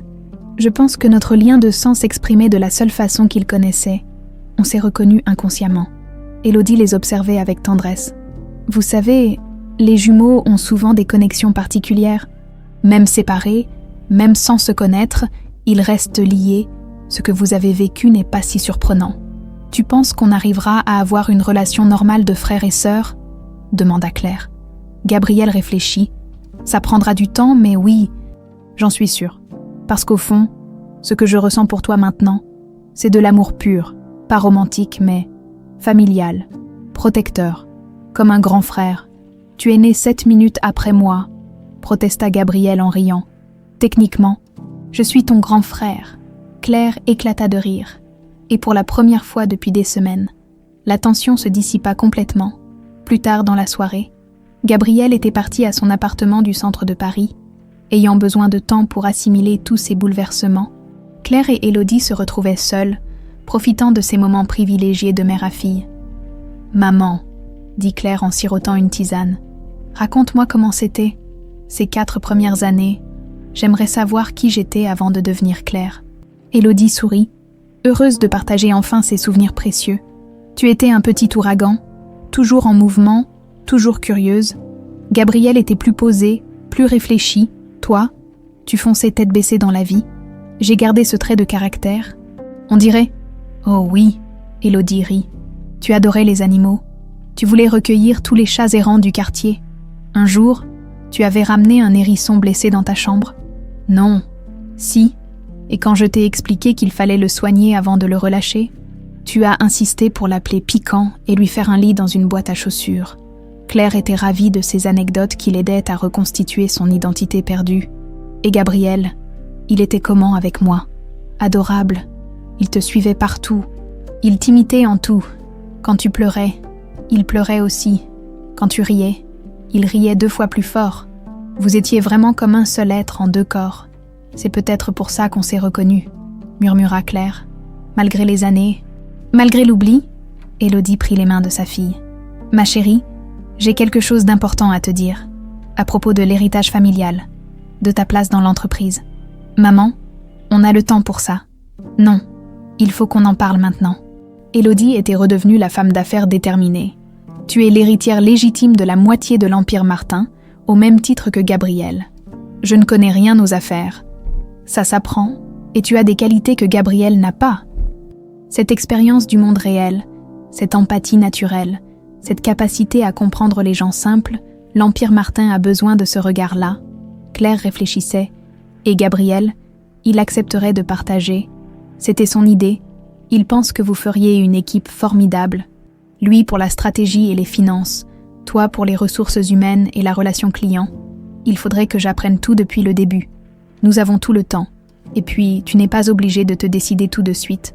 Prends le temps de te poser, de guérir de tous ces traumatismes. Claire hocha la tête. J'aimerais d'abord finir quelque chose. Quoi donc? Maëlle, la petite fille que j'avais en garde, elle est en famille d'accueil depuis la mort de Sylvie. J'aimerais l'adopter officiellement. Élodie sourit avec émotion. Tu veux dire, je vais avoir une petite fille. Si tu veux bien, Maëlle a 6 ans. Elle est adorable. Et elle a déjà vécu assez d'abandon. Je ne veux pas qu'elle grandisse en pensant que personne ne l'aime vraiment. Bien sûr. Élodie serra Claire dans ses bras. Ramène-la ici. Cette maison a besoin de rire d'enfants. Tu es sûre? Ma chérie, cette propriété était faite pour abriter une grande famille, avec Gabrielle qui va sûrement se marier un jour.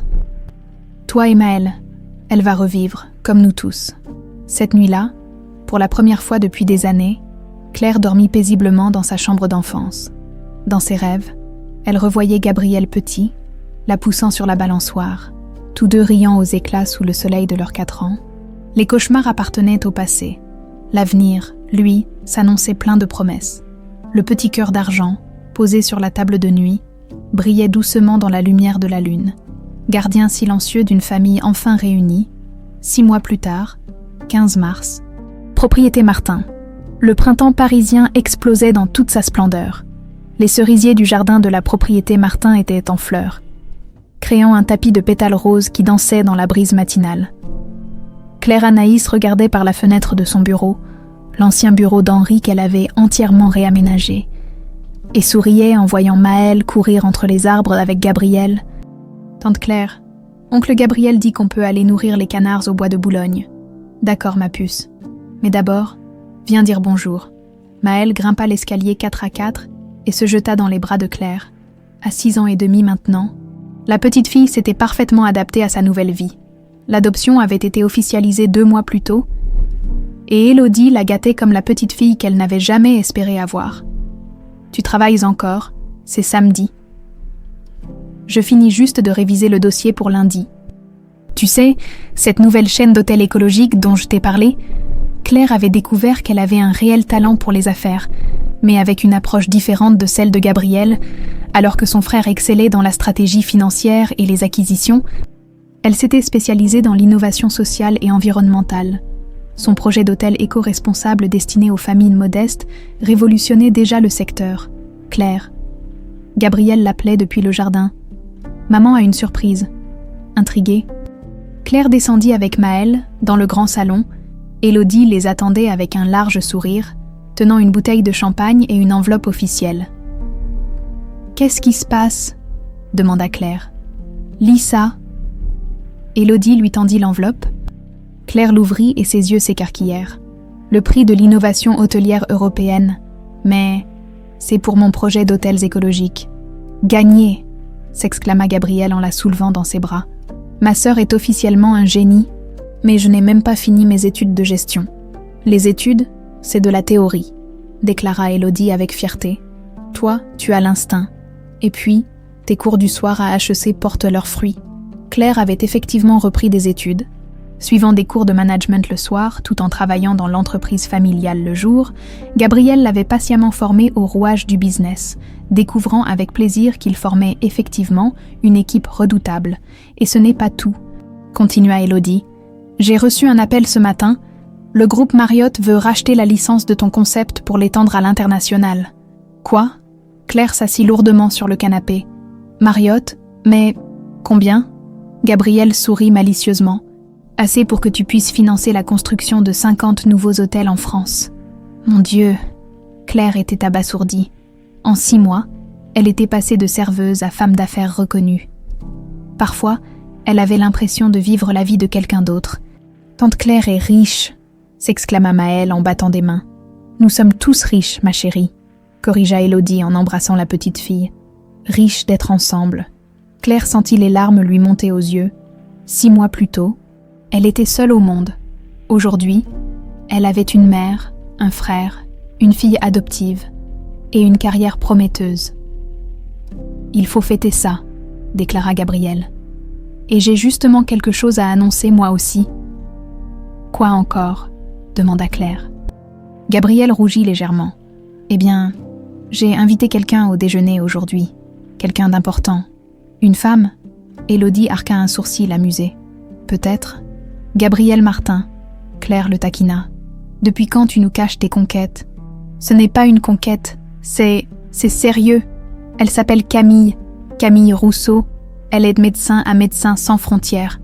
Un médecin humanitaire ? Élodie était impressionnée. Comment l'as-tu rencontrée ? Au gala de charité le mois dernier. Elle collectait des fonds pour construire un hôpital au Sénégal. Gabrielle souriait béatement. Elle est extraordinaire, intelligente, généreuse, drôle. Et jolie ? Demanda Claire avec un clin d'œil. Magnifique, mais ce n'est pas le plus important. Elle me donne envie d'être meilleure. Claire observa son frère avec attendrissement, depuis qu'ils avaient éclairci leurs sentiments. Gabriel et elle avaient développé une complicité fraternelle authentique. Elle était heureuse de le voir enfin amoureux de quelqu'un d'approprié. J'ai hâte de la rencontrer. Justement, Gabriel consulta sa montre. Elle arrive dans 1 heure. 1 heure plus tard, Camille Rousseau était effectivement tout ce que Gabriel avait décrit. Grande, brune, avec des yeux noisettes pétillants d'intelligence. Elle dégageait cette assurance tranquille des femmes qui ont vu le monde et n'ont peur de rien. « Alors vous êtes la fameuse Claire Anaïs », dit-elle en serrant chaleureusement la main de Claire. « Gabriel ne parle que de vous. En bien, j'espère.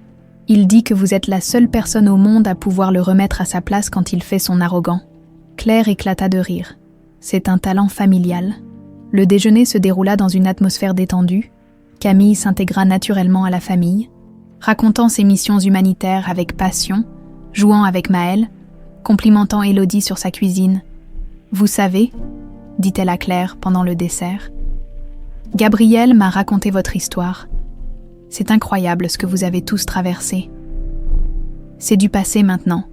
Justement, c'est ce qui m'impressionne. Cette capacité à tourner la page, à reconstruire.